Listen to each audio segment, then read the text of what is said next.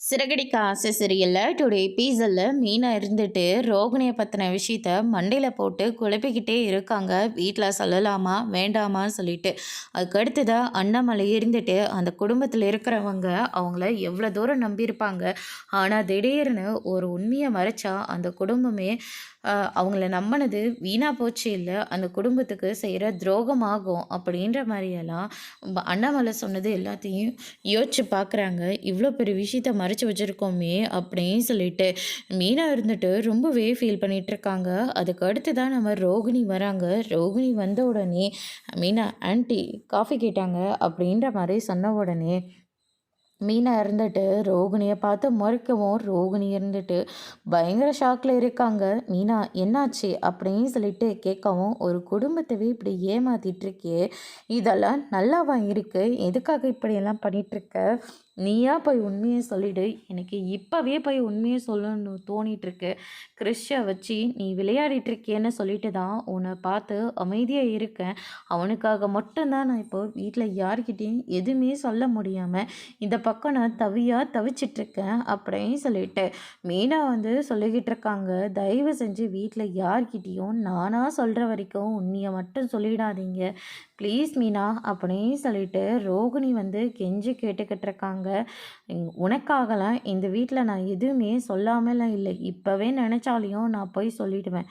ஆனால் கிறிஷுக்காக நான் யோசிச்சுட்ருக்கேன். அவனோட வாழ்க்கை வீணாக போயிடக்கூடாது, உன்னால் அவனோட வாழ்க்கை போயிடக்கூடாதுன்னு ஒரே ஒரு காரணத்துக்காக மட்டும்தான் நான் அமைதியாக இருக்கேன் அப்படின்ற மாதிரி சொல்லிடுறாங்க. புரியுது மீனா, தயவு செஞ்சு கிறிஷுக்காகவும் எனக்காகவும் இந்த வீட்டில் யார்கிட்டையும் நீங்கள் எந்த ஒரு உண்மையும் சொல்லக்கூடாது.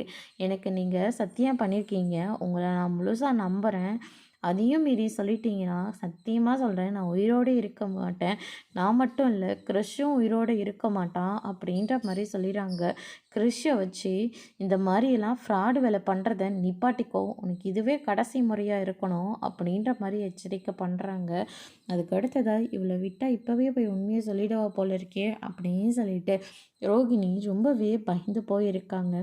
அதுக்கடுத்ததான் இந்த பக்கம் நம்ம பார்வதி இருந்துட்டு கதை சொல்லிக்கிட்டு இருக்காங்க. சிவன் அது வீடியோ எடுத்துட்ருக்காங்க. ரொம்பவே சூப்பராக பேசுனீங்க அப்படின்ற மாதிரி சொல்லிக்கிட்டு இருக்காங்க. அதுக்கடுத்ததான் நம்ம விஜயா வரேங்க, என்ன ரொம்ப சந்தோஷமாக இருக்கீங்க போல இருக்கே அப்படின்னு சொல்லிட்டு கேட்கவும், 50,000 வியூஸ் வந்திருக்கு, இன்னும் கொஞ்ச நாள் போனால் 1,00,000 வியூஸ் வந்துடும், அப்படி 1 மில்லியன் வியூஸ் வந்துடும் அப்படின்ற மாதிரி நம்ம சிவன் சொல்லிக்கிட்டு இருக்காங்க. இன்னும் கொஞ்ச நாளில் நாங்கள் ஃபேமஸ் ஆகிடுவோம், அதுக்கப்புறம் இந்த குழந்தைங்கள்லாம் இதை விரும்பி பார்க்க ஆரம்பிச்சிட்டாங்க அப்படின்னு சொல்லிட்டு பார்வதி சொல்லிக்கிட்டு இருக்காங்க. 50,000 வியூஸ் போச்சுல்ல, அதுக்காக ஒரு சின்ன கேக் கட்டிங் அப்படின்னு சொல்லிட்டு கேக் எடுத்துகிட்டு சந்தோஷமாக கட் பண்ணி சாப்பிட்டுட்ருக்காங்க. அதுக்கடுத்ததாக பார்வதி இருந்துட்டு விஜயக்கிட்டேயும் போய் கொடுக்குறாங்க. இப்படியே விட்டால் இவங்க வளர்ந்துருவாங்க, அதுக்கப்புறம் நம்மளோட அருமை இவங்க யாருக்கும் தெரியாமல் போயிடும், அதனால் இது எப்படியாவது தடுத்து நிறுத்தியே ஆகணும் அப்படின்னு சொல்லிட்டு விஜயா ஒரு பக்கம் நினச்சிட்ருக்காங்க. அதுக்கு அடுத்ததாக சிந்தாமணி இருந்துட்டு அவங்க பொண்ணு ரேகாவை கிளாஸ்க்கு கூட்டிக்கிட்டு வராங்க. மாஸ்டர், சிந்தாமணி உங்ககிட்ட நான் அன்றைக்கே சொன்னல, இவங்களை எப்படியாவது கட் பண்ணிடணும், அது பார்த்துக்கலாம் இருங்க மார்க்ஸ், இது என் பொண்ணு பேர் ரேகா, லண்டனில் படிச்சுட்டு இப்போ தான் இங்கே வந்திருக்கா அப்படின்ற மாதிரி சொல்லிடுறாங்க. இவளுக்கும் யோகா கற்றுக்கணுமா, அதனால தான் இங்கே வந்திருக்கா அப்படின்ற மாதிரி சொல்லிடுறாங்க. யோகா எவ்வளோ உடம்புக்கு நல்லது தெரியுமாம்மா அப்படின்ற மாதிரி சொல்லிடுறாங்க. டென்ஷனு இந்த மாதிரி எல்லா விஷயத்தையும் குறைக்கிறது யோகா மட்டும்தான், எனக்கு யோகா பிடிச்சதுனால தான் எங்கள் அம்மா கூடயே நானும் இங்கே வந்திருக்கேன், எனக்கு கற்றுத்தர முடியுமா அப்படின்னு சொல்லிட்டு கேட்கவும், ஆனால் விஜயா தான் கல்யாணம் ஆகாதவங்கள சேர்த்த மாட்டாளே அப்படின்ற மாதிரி சொல்லிடுறாங்க. இப்போல்லாம் கல்யாணம் ஆகாதவங்கள கூட சேர்த்துக்கலாம், ஆனால் வயசானவங்க யாரையும் தான் நம்பி சேர்த்த முடியல அப்படின்ற மாதிரி சிவனை குறிக்கோள் வச்சு சொல்லிக்கிட்டு இருக்காங்க.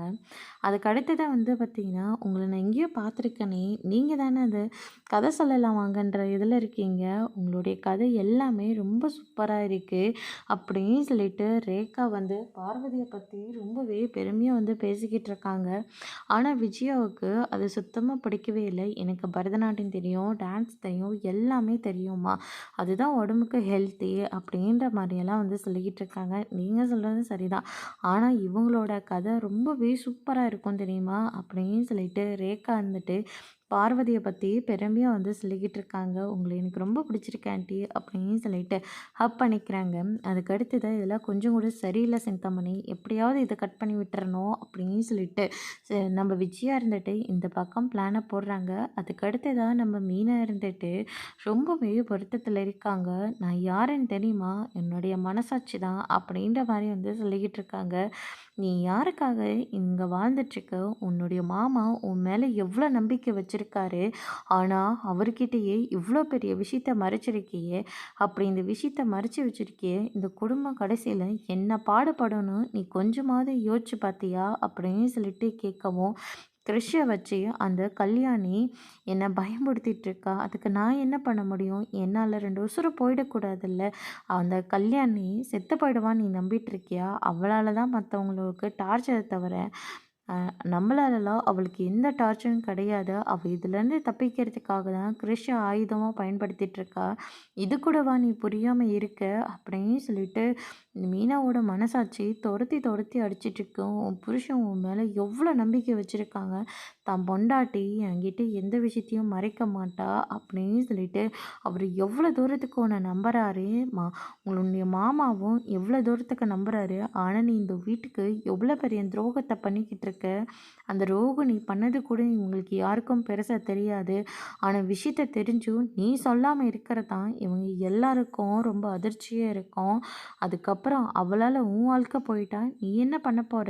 அப்படின்னு சொல்லிட்டு மனசாட்சி வந்து கேட்டுக்கிட்டு இருக்கு. மீனா இருந்துட்டு, "என்னதான் இருந்தாலும் 2 உசுரு இல்லையா? அவலாம் சாக மாட்டா. அவள நம்பி நீ உண்மைய சொல்லாம இருக்காத.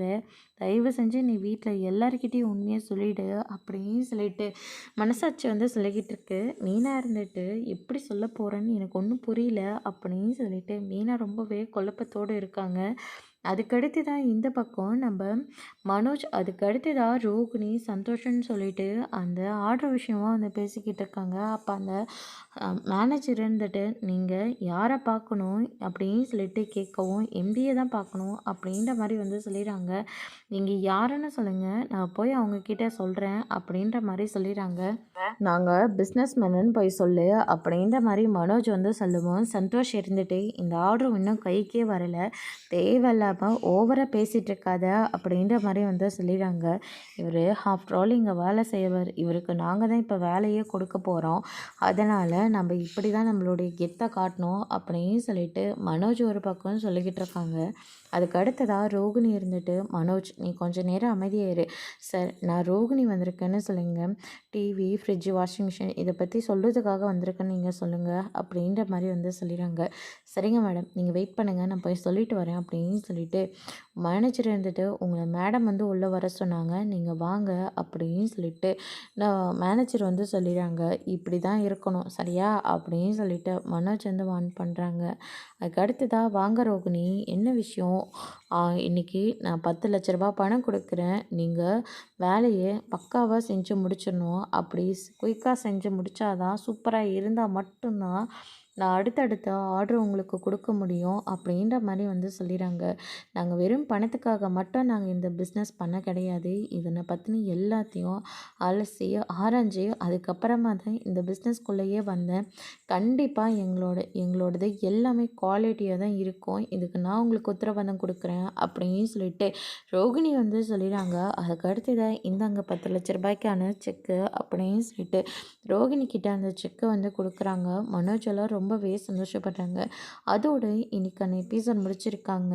இனி சிறகடிக்க ஆசையில் அடுத்தடுத்து என்னெல்லாம் நடக்க போகுதுன்றதை வெயிட் பண்ணி பார்க்கலாம். தேங்க்யூ.